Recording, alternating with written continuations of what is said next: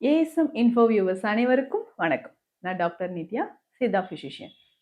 முன்னாடியெல்லாம் 40 வயது 50 வயது தாண்டி இருக்கிற நபர்களுக்கு வந்த சில பிரச்சனைகள் 25 வயது 28 வயதுல இருக்கவங்களே இப்போ வருதுங்க. அப்படி பார்க்கும்போது அது என்னன்னு பார்த்தோம்னா இந்த ஸ்ட்ரோக் அப்படின்னு சொல்ற ஒரு விஷயம். ஸ்ட்ரோக்கா? நிச்சயமாக. இப்போ சமீபமா நம்ம பார்க்குறோம் இல்லையா?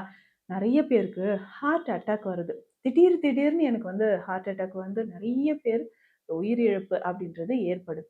அதே மாதிரி தான் இப்போ நிறைய பேருக்கு பார்க்கின்சன் டிசீஸா இருக்கட்டும், சுகரா இருக்கட்டும், பிளட் பிரஷர், முக்கியமா இந்த பிளட் பிரஷர் இன்னைக்கு யங்ஸ்டர்ஸ் நிறைய பேருக்கு இருக்குங்க.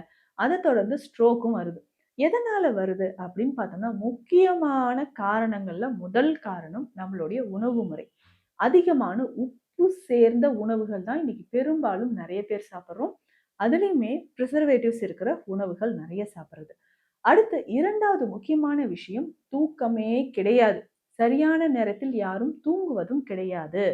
சரிங்க. நைட்ல வந்து ரொம்ப நேரம் கண் விழிச்சிருக்கிறது. மிட் நைட்ல நல்லா ஹெவியா மீல்ஸ் எடுத்துக்கிறது. இது எல்லாமே ஸ்ட்ரோக் வர்றதுக்கான ஒரு காரணமாக இருக்குங்க. அடுத்து 3வது முக்கியமான விஷயம். ரொம்ப நாளா உங்களுக்கு பிளட் பிரஷர் இருக்கா? என்னங்க வயசு 25, 28, 30 வயசு தானே ஆகுது. பிபி இருந்தா அது சரி பண்ணிக்கலாம். அது பார்த்துக்கலாம். ஓடி ஆடி இருக்கிற வயசுல இப்ப போய் பிபி மாத்திரை சாப்பிட்டுட்டு இருக்கிறதா? அப்படின்னு யோசிச்சு நெறைய பேர் விட்டுர்றீங்க. இதுதாங்க நீங்க பண்ற தவறு. இந்த ஹைப்பர் டென்ஷன் என்ன பண்ணுதுன்னா, நாளடைவுல உங்களுக்கு இந்த மாரி பிரெயின் ஸ்ட்ரோக் வர்றதுக்கோ, அடுத்தது குரோனிக் கிட்னி டிசீஸ் அப்படின்னு சொல்லக்கூடிய இந்த கிட்னி ஃபெயிலியர் வர்றதுக்கோ, இதுதான் முக்கிய காரணமாக இருக்கு. இது எல்லாமே இன்றைய காலகட்டத்துல வேலைன்னு எப்பவுமே நிறைய ஒர்க் பண்ணிக்கிட்டே இருக்காங்க இல்லையா? அவங்களுக்கு அதிகமா இந்த பக்கவாதம் பிரச்சனை வருதுங்க. இப்ப இந்த பக்கவாத பிரச்சனை நிறைய பேருக்கு வருதுன்னா, டே அண்ட் நைட் ஒர்க் பண்றது, சரியான நேரத்துல சாப்பிடுறதே கிடையாது. ஒர்க் பண்ணிக்கிட்டே இருப்பாங்க. என்ன பண்ணுவாங்கன்னா, ஏதாவது ஒரு ஃபுட் ஆர்டர் பண்ணி சாப்பிட்டுறது. அது ஃபாஸ்ட் ஃபுட்டா இருக்கலாம், இல்ல ஜங்க்ஸா இருக்கலாம், இல்ல நல்ல ஹை கலோரிஸ் இருக்கக்கூடிய ஆயிலி ஃபுட்டா இருக்கலாம், நான்வெஜ்ஜா இருக்கலாம். அந்த மாரி உட்கார்ந்த இடத்திலேயே சாப்பிட்டுட்டு, அடுத்தது உடனே வேலை பார்க்க ஆரம்பிச்சுருவாங்க. நைட்டு ரொம்ப நேரம் வேலை பார்க்கறது. காலையில விடிகாலையில தான் தூங்க ஆரம்பிச்சேன். நைட்டு அ ரொம்ப நேரம் ஒர்க் பண்ணிட்டு, விடிகாலம் தான் தூங்க ஆரம்பிச்சேன். அப்படியே நமக்கு வந்து மதிய நேரம் வரைக்கும் தூங்குறது. திரும்ப எந்திரிச்சு ஒர்க் பண்றது. இதே மாதிரி லைஃப் ஸ்டைல் இருந்துச்சுன்னா, கண்டிப்பா நம்மளுடைய சர்க்காடியன் ரிதம் அப்படின்னு சொல்லக்கூடிய நம்மளுடைய பயாலஜிக்கல் கிளாக் வந்து வேரியேஷன் ஆகி பாடியே கன்ஃப்யூஸ் ஆக ஆரம்பிச்சுரும். இதனால தான் நெறைய பேருக்கு ஸ்ட்ரோக் வருது. உடனே டக்குன்னு ஸ்ட்ரோக் வந்துருதா? கிடையாதுங்க. பாடி என்ன பண்ணும்னா, இந்த ஃப்ளைட் ஆர் ஃப்ளைட் அப்படின்னு சொல்லக்கூடிய ஒரு விஷயம். என்னங்க? அப்படி என்ன? அப்படின்னு கேட்டீங்கன்னா, ஃபைட் ஆர் ஃப்ளைட் அப்படின்னு சொல்லக்கூடிய ஒரு விஷயம், நம்ம உடல் அந்த இன்டைஜஷன் மாதிரியான சில பிரச்சனைகள் ஏற்படுது இல்லைங்களா? ரெஸ்ட்லெஸ்ஸாவே இருக்கிறதுனால வரக்கூடிய இந்த பிரச்சனைகள், பிரெயின் கன்ஃப்யூஸ் ஆகுறது, டைம் வந்து வேரியேஷன் ஆகுது. இதை வந்து எதிர்த்து போராடுறதோ, இல்ல பாடி தன்னைத்தானே சமாதானப்படுத்திக்கிறதோ, அந்த மாரி விஷயத்துக்குள்ள ஈடுபடும்.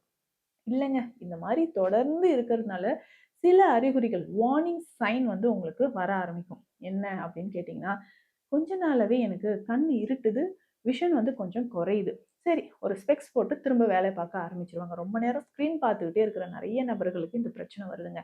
சரி, அதுக்கு அடுத்தது பார்த்தோம்னா, அசிடிட்டி வருது, உணவு செரிக்காம போறது, இந்த மாதிரியான விஷயங்கள். இப்ப வயிறு எரிச்சலோ, டைஜஷன் சரியா ஆகாம இருக்கிறது, இந்த மாதிரியான பிரச்சனைகள் வருது இல்லைங்களா? இதுவுமே நெறைய பேருக்கு வருது. நல்லா நம்ம வந்து பேசிக்கிட்டே இருப்போம். திடீர்னு வாய் கொளறுற மாரியோ, ஒரு சைடு வலிக்குது, முகத்திலேயே ஒரு சைடு வலிக்குது, ஒரு சைட புடிச்சு இழுக்கிற மாரி இருக்கு. இல்ல நம்ம பேசிட்டே இருக்கிறோம், இல்ல எழுதிக்கிட்டே இருக்கிறோம், கை நடுக்கம் வர்றது. இது ஏதாவது சத்து குறைவா இருக்கும், பார்த்துக்கலாம் அப்படின்னு நம்ம விட்டுருவோம்.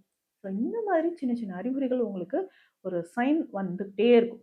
அது எல்லாமே நம்ம இக்னோர் பண்ணிட்டு ஒர்க்ல பிஸி ஆயிடுவோம். இல்ல இதே மாதிரி லைஃப் ஸ்டைல் ஃபாலோ பண்றதுனால தாங்க ஸ்ட்ரோக் வருது. ஸோ பெரும்பாலும் நெறைய பேருக்கு இந்த பக்கவாதம் பிரச்சனை வந்து அதாவது சித்த மருத்துவத்துல வாத நோய்கள் 80 வகையில இந்த பக்கவாதம், பேரலிசிஸ் அப்படின்னு சொல்றது உடல்ல ஏதாவது ஒரு பகுதி நமக்கு செயலிழந்து போறது. அப்போ இது நரம்புகள், மூளையிலிருந்து வரக்கூடிய நரம்புகள் பாதிப்பினால வர்றது. அதற்கு அடுத்தது பார்த்தோம்னா, தசைகள் பாதிப்பினாலயும் வருது. ஸோ இத நம்ம சரி செய்றதுக்கு முதல்ல நம்மளுடைய லைஃப் ஸ்டைல சேஞ்ச் பண்ணணும். சரியான அளவு தூக்கம். ஸோ 7லிருந்து 8 மணி நேரம் ஒவ்வொருத்தருக்கும் உறக்கம் ரொம்ப ரொம்ப அவசியம். இத வந்து கட்டாயம் நீங்க ஃபாலோ பண்ணிக்கோங்க. உணவு முறையில ஹெல்த்தியா நல்ல ஆன்டி ஆக்சிடென்ட்ஸ் இருக்கக்கூடிய உணவுகள் இருங்க. அதுக்கு அடுத்தது ஃபைபர்ஸ் இருக்கக்கூடிய உணவுகளை எடுத்துக்கோங்க. முக்கியமாக கான்ஸ்டிபேஷன் இல்லாமல் பார்த்துக்கணும். அடிக்கடி யூரினரி ட்ராக் இன்ஃபெக்ஷன்லாம் வருதா, இது எல்லாமே நீங்கள் சரி செஞ்சுக்கோங்க. உங்களுடைய பிளட் ப்ரெஷர் அடிக்கடி நீங்கள் செக் பண்ணிக்கிட்டே இருக்கணும். ஸோ ஹை பிளட் ப்ரெஷர் என்ன ஆகுதுன்னா, உங்களுடைய சுவாசத்தையும் சரி, இதய துடிப்பையும் சரி, அது நார்மலாக இல்லாமல் பால்பிட்டேஷன் அடிக்கடி வர ஆரம்பிச்சிடும். ஸோ பிளட்டும் என்ன ஆகும்னா திக்காக ஆரம்பிச்சிடும். ஸோ பிளட் வந்து நல்லா திக்காக ஆரம்பிச்சிருச்சுன்னு வச்சுக்கோங்களேன், உங்களுக்கு இந்த பிரச்சனை வந்துக்கிட்டே இருக்குங்க. அதே மாதிரி லிவர் ரிலேட்டட் ப்ராப்ளமோ கிட்னி ரிலேட்டட் ப்ராப்ளமோ வந்து சடனாக ஸ்ட்ரோக் ஏற்படவும் வாய்ப்பு இருக்குது. இந்த மாதிரியே ஒரு லைஃப் ஸ்டைலில் இருந்தீங்கன்னா கண்டிப்பாக அதை சேஞ்ச் பண்ணுங்கள். உங்களுக்கு உடலில் இருக்கக்கூடிய டாக்ஸின்ஸ் ரிமூவ் பண்ணுறதுக்கும், இல்லை எனக்கு இந்த மாதிரிலாம் சிம்டம்ஸ் தெரியுதே, நான் ஹெல்த்தியாக இருக்கிறதுக்கு என்ன பண்ணலாம் அப்படின்னு கேட்டிங்கன்னா, தினந்தோறும் நம்ம அன்றாடம் பயன்படுத்தக்கூடிய சில மூலிகைகளை நீங்கள் பயன்படுத்திக்கலாம். ஸோ டீ காஃபி நிறைய குடிக்கிறீங்களா, அதை அவாய்ட் பண்ணிக்கோங்க. இஞ்சி, மஞ்சள், ஏலக்காய், பூண்டு, ஓமம், கிராம்பு, இது எல்லாமே ஸ்பைசஸ் தான். இருந்தாலும் தினந்தோறும் கொஞ்சம் கொஞ்சம் நம்ம உணவில் சேர்த்துக்கணும். ரொம்ப வந்து நீங்கள் ஒர்க் பண்ணிக்கிட்டே இருக்கீங்களா, ஒரு ஏலக்காயை வாயில் போட்டுக்கோங்க. அதே மாதிரி ஒர்க் பண்ணிக்கிட்டே இருக்கும்போதும் 1 hour ஒன்ஸ் கொஞ்சம் கொஞ்சம் பிரேக் எடுத்துக்கிறது ரொம்ப ரொம்ப முக்கியம். கண்டிப்பாக வாரம் 2 முறை எண்ணெய் குளியல் நீங்கள் எடுத்துக்கோங்க. ஸோ ஆயில் பாத் எடுக்கிறது ரொம்ப ரொம்ப முக்கியங்க. ஸோ எண்ணெய் குளியல் நீங்கள் எடுத்துக்கிட்டே வரணும். அதுலேயும் நிறைய தைல வகைகள் சித்த மருத்துவத்தில் இருக்குது. கருநொச்சி தைலம், சுக்கு தைலம், வாத நாராயண தைலம், இது எல்லாமே நம்ம பயன்படுத்தலாம்.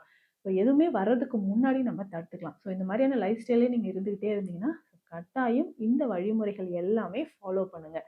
ஒருவேளை எனக்கு இதெல்லாம் வந்துருச்சுங்க, எனக்கு ஸ்ட்ரோக்னால நான் பாதிக்கப்பட்டிருக்கேன், சின்ன சின்ன சிம்டம்ஸ் என் உடலில் தெரியுது அப்படின்னு சொன்னீங்கன்னா இந்த மெடிசன்ஸ் எல்லாமே நீங்கள் எடுத்துக்கலாங்க. பேசிக்காக பார்த்தீங்கன்னா அஸ்வகந்தா சூரணம் நீங்கள் பயன்படுத்தலாம். இந்த அஸ்வகந்தா சூர்ணத்தில் அஸ்வகந்தா மட்டும் கிடையாது, இதனோட இன்னும் நிறைய மூலிகைகள் சேர்த்துருக்காங்க. இந்த சூர்ணத்தை எடுக்கும்போது உங்களுக்கு தசைகள், எலும்புகள், நரம்புகள், இது எல்லாமே வலிமையாக ஆரம்பிக்கும்.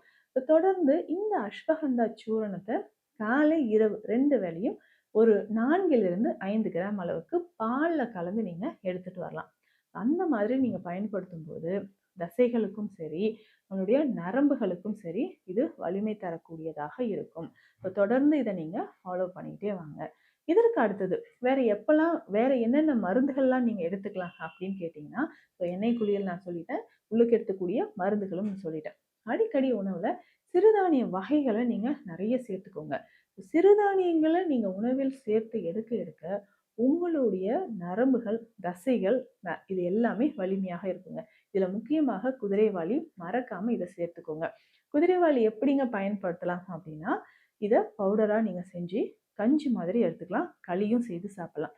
ரெகுலராக நீங்கள் இட்லி, தோசை, இது எல்லாமே பயன்படுத்துகிறீங்கன்னா அதுலேயும் இந்த சிறுதானிய வகைகளை சேர்த்துக்கலாங்க. முக்கியமாக கருப்பு உளுந்து. கருப்பு உளுந்து பொறுத்த வரைக்கும் உங்களுடைய தசைகளுக்கும் நரம்புகளுக்கும் ரொம்ப ரொம்ப முக்கியமானது. கருப்பு உளுந்து நீங்கள் பயன்படுத்தும் போது உங்களுடைய தசைகள், நரம்புகள் வலிமையாக இருக்கும். நல்ல ஒரு ஆழ்ந்த உறக்கம் வேண்டும் இல்லையா, அதுக்கு இரவு நேரத்தில் நீங்கள் தூங்குறதுக்கு முன்னாடி கொஞ்சம் பாலில் மஞ்சள் சேர்த்து குடிச்சுக்கோங்க. பாலில் மஞ்சள் சேர்த்து அதனோட கொஞ்சம் பனங்கற்கண்டு சேர்த்து நீங்கள் குடிக்கும்போது உங்கள் உடலில் இருக்கக்கூடிய இந்த கழிவுகள் எல்லாமே வெளியேற ஆரம்பிக்கும். கழிவுகள் வெளியேறி நரம்புகள் திடப்படும், ஆழ்ந்த உறக்கமும் ஏற்படும். எப்பவுமே உங்களுக்கு பிபி கொஞ்சம் அதிகமாக இருக்கா, அப்போது அதில் கவனம் செலுத்தி பிபியை எப்படி நம்ம நார்மலுக்கு கொண்டு வரணுன்றதை பார்த்துக்கோங்க. பக்கவாதம் மட்டும் இல்லைங்க, பல நோய்களுக்கு காரணமாக இந்த பிளட் ப்ரெஷர் இருக்குது. எப்பவுமே அதை கொஞ்சம் கேர்ஃபுல்லாக செக் பண்ணிக்கோங்க. மீண்டும் அடுத்த பதிவில் சந்திக்கலாம். நன்றி.